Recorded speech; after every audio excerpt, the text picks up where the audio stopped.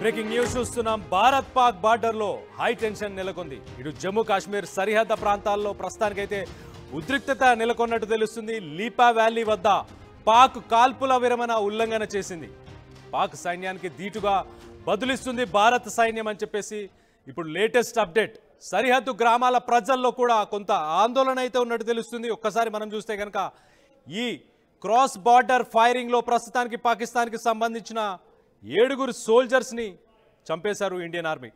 వాళ్ళు ఒక్క తూటాని పేలిస్తే మన వాళ్ళు 15 తూటాలని, అంటే 15 రెట్లు సమాధానం ఇచ్చే ప్రయత్నం చేస్తున్నట్టు తెలుస్తుంది. సో మొత్తం మీద బార్డర్లో ఒక పక్కన ఇటు మన ఇండియాకి సంబంధించి త్రిశూల్ అనే ఒక ఎక్సర్సైజ్, గుజరాత్ బార్డర్లో నేవీ, ఎయిర్ ఫోర్స్ అలాగే ఆర్మీ ఈ 3 బలగాలు కలిసి దాదాపు 30,000 మంది సైనికులతోని ఒక ఆర్మీకి సంబంధించిన ఒక ఎక్సర్సైజ్ చేస్తున్నారు, ఒక డెమాన్స్ట్రేషన్ చేస్తున్నారు. ఇదే సమయంలో మనని ప్రొవోక్ చేసే ప్రయత్నం చేస్తున్నారు, మనని రెచ్చగొట్టే ప్రయత్నం పాకిస్తాన్ గతంలో చేసినట్టు కూడా ఇప్పుడు కూడా అదే ధోరణితో ముందుకెళ్తుంది. ఇప్పుడు కూడా కాల్పుల విరమణని ఉల్లంఘిస్తూనే వస్తుంది. సో దీనికి మాత్రం భారత్ చాలా గట్టిగా సమాధానం ఇస్తున్నట్టు తెలుస్తుంది. దీనికి సంబంధించి మరిన్ని వివరాలు మా ప్రతినిధి నవీన్ ఉన్నారు. నవీన్తో మాట్లాడి తెలుసుకునే ప్రయత్నం చేద్దాం. నవీన్ చెప్పండి, ఇది గత రాత్రి చోటు చేసుకుందా? ఇప్పుడు లేటెస్ట్ అప్డేట్ ఏంటి? దీంట్లో పాకిస్తాన్కి సంబంధించిన సోల్జర్స్ ఎంతమంది చనిపోయారు ఇప్పటిదాకా? రైట్, అంటే ఈ రాత్రి సమయంలో ఒకసారిగా ఫైరింగ్ కూడా జరిగినట్టు కూడా ఉన్నటువంటి స్థానికులు కూడా చెప్తున్నారు. ముఖ్యంగా లీపా వ్యాలీ అనేది ఆ ప్రాంతాల్లో ఉన్నటువంటి స్థానికులందరూ కూడా అక్కడ పెద్ద ఎత్తున శబ్దాలు రావడంతో వెంటనే భయపడ్డాం అని చెప్పేసి అక్కడ ఉన్నటువంటి ప్రత్యక్ష సాక్షులు కావచ్చు, అక్కడ ఉన్నటువంటి స్థానికులు కూడా చెప్పినటువంటి పరిస్థితి జరిగింది. మరోసారి పాక్ మరి తెగించినట్టు కూడా మనము స్పష్టంగా చెప్పుకోవచ్చు. ఎందుకంటే ఆల్రెడీ సీజ్ ఫైర్ వైలేషన్ అనేది ఉంది. ఖచ్చితంగా కాల్పులంగా మళ్ళీ విరమించి పాక్ భారత్ పై కాల్పు కూడా జరుగుతున్నటువంటి పరిస్థితి నెలకొంది. దీనికి ధీటుగా మాత్రం భారత్ సైన్యం కూడా వారికి జవాబు కూడా చెప్తున్నారు. వెంటనే కాల్పులు కూడా ప్రారంభించడం జరిగింది. పాక్ సైనికులు మాత్రం దాదాపు 6 లేదా 7 మరణించినట్టు కూడా మనకి సమాచారం అందుతుంది. ఇంకా అఫీషియల్ గా పాక్ సంబంధించినటువంటి వారి దగ్గర నుంచి ఎటువంటి ప్రకటన అనేది రాలేదు. అంటే దాదాపు చాలా తర్వాత మళ్ళీ ఈ సీజ్ ఫైర్ వైలేషన్ అనేది కూడా కొనసాగుతున్నటువంటి పరిణామాలు చోటు చేసుకున్నాయి. ఎట్టి పరిస్థితుల్లో భారత్ మాత్రం దీనికి ధీటైనటువంటి జవాబు ఇచ్చేందుకు కూడా సిద్ధంగా ఉన్నామని చెప్పేసి కూడా గతంలోనే హోంశాఖ మంత్రితో పాటు రక్షణ శాఖ మంత్రి కూడా ఈ అంశాలపై కూడా ప్రస్తావించినటువంటి పరిస్థితులు నెలకొన్నాయి. ఎందుకంటే రీసెంట్ గా జరిగినటువంటి పరిణామాలు కావచ్చు, ఇండియా పాకిస్తాన్ సరిహద్దులో ఉన్నటువంటి పరిణామాలు, అప్పుడు జరిగినటువంటి ఆ ఫైరింగ్ కావచ్చు, అక్కడ పాకిస్తాన్ సంబంధించినటువంటి కొంతమంది ఉగ్రవాదులు కూడా హతమైనటువంటి పరిస్థితులు నెలకొన్నాయి. మళ్ళీ నిన్న రాత్రి నుంచే పాక్ మళ్ళీ తెగించి భారత్ పై, అంటే సరిహద్దులో ఉన్నటువంటి ఎల్ఓసి ప్రాంతాల్లో ఈ యొక్క కాల్పులకు కూడా పాల్పడుతున్నట్టు కూడా మనకి సమాచారం అందుతుంది. ప్రస్తుతానికి దానికి ధీటుగా కూడా భారత్ సైన్యం కూడా జవాబు కూడా చెప్పడం జరుగుతుంది. ఇంకా పూర్తి స్థాయిలో కూడా సమాచారం కూడా రావాల్సి ఉంటుంది అక్కడి నుంచి. అయితే నవీన్, పాకిస్తాన్ నుంచి ఎవరైనా టెర్రరిస్టులు ఇండియాకు వచ్చే ప్రయత్నం చేశారా? ఈ క్రాస్ ఫైరింగ్ ఎందుకు జరిగింది? ఎవరైనా టెర్రరిస్టులు వచ్చే ప్రయత్నం కూడా ఏమైనా జరిగిందా?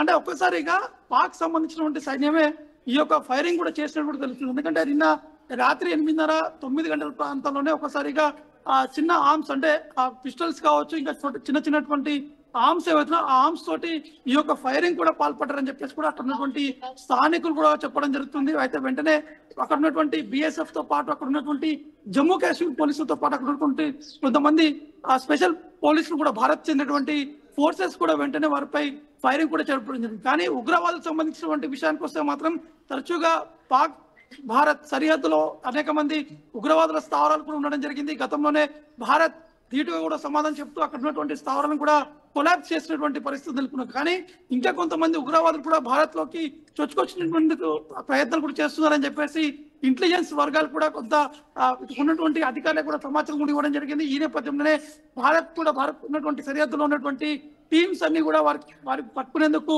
ఒక ఆపరేషన్స్ కూడా చెప్పడం జరిగింది. కేవలం జమ్మూ కాశ్మీర్ సరిహద్దులే కాకుండా ఇక్కడ గుజరాత్ లో ఉన్నటువంటి కొంతమంది బార్డర్ సెక్యూరిటీ ఫోర్స్ కావచ్చు, మరోవైపు పంజాబ్ సరిహద్దులో ఉన్నటువంటి కొంతమంది టీమ్స్ అన్ని కూడా ఈ యొక్క ఎక్సర్సైజ్ కూడా చేస్తున్నారు.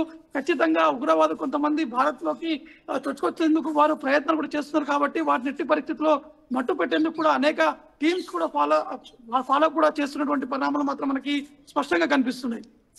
Right Naveen, thanks for the latest update. ఇటు భారత్ పాక్ బార్డర్లో ఒక రకంగా హై టెన్షన్ నెలకొంది. జమ్మూ కాశ్మీర్ సరిహద్దు ప్రాంతాల్లో పాకిస్తాన్కి సంబంధించిన బలగాలు కాల్పులు చేసే ప్రయత్నం చేస్తున్నాయి. కాల్పుల విరమణ ఉల్లంఘన చేస్తూ భారత్ ఆర్మీకి, ఇండియన్ ఆర్మీకి సంబంధించిన పోస్టులపై ఫైరింగ్ చేస్తూ వచ్చారు. ఇటు లీపా వ్యాలీ వద్ద పాక్ కాల్పుల విరమణ ఉల్లంఘన చేసినట్టు తెలుస్తుంది. లీపా వ్యాలీ అంటే ఒక రకంగా అది లైన్ ఆఫ్ కంట్రోల్. ఇటు భారత్ అలాగే పాకిస్తాన్కి సంబంధించి లైన్ ఆఫ్ కంట్రోల్, ఒక రకంగా సరిహద్దు ప్రాంతం అని చెప్పుకోవచ్చు.